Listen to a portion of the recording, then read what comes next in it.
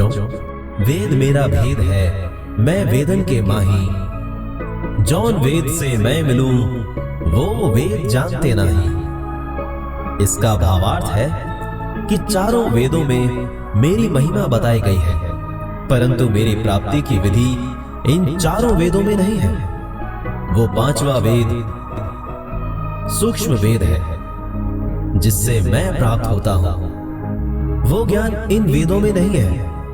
मेरी बहुत सारी जानकारी और महिमा इन चारों वेदों में सटीक है। बच्चों, यदि तुमको यकीन हो तो सुन लो बात मेरे पते की। मेरा पता है, मैं परमेश्वर सबसे ऊपर के लोक में रहता हूं। मैं सबका देव यानी देव सम्राट, मैं परमेश्वर हूं। सतलोक यानी उस निज धाम में मेरा सिंहासन है।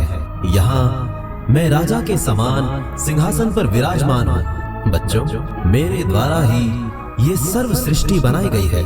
उसकी सही जानकारी देने के लिए इस काल के लोक में मैं स्वयं ही आता हूँ, सह शरीर प्रकट होता हूँ। तत्व ज्ञान का प्रचार अपने मुख कमल से दोहों, चौपाइयों, साखियों, शब्दों, रमैनियों के द्वारा बोल बोल कर प्रचार करता हूँ। वो तत्व ज्ञान यानी सूक्ष्म वेद होता है।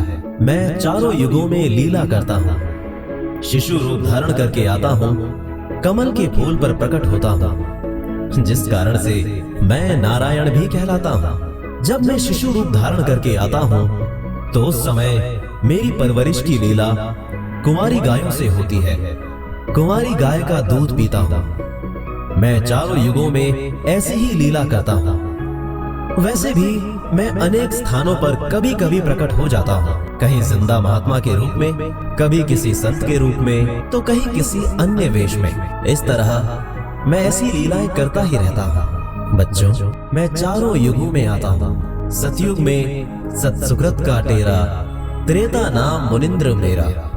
द्वापर में करुणामय कहाया, कलयुग नाम कबीर धराया। सतयुग त्रेता द्वापर में कोई अन्य धर्म नहीं था, इसलिए एक ही भाषा संस्कृत ही चलती थी।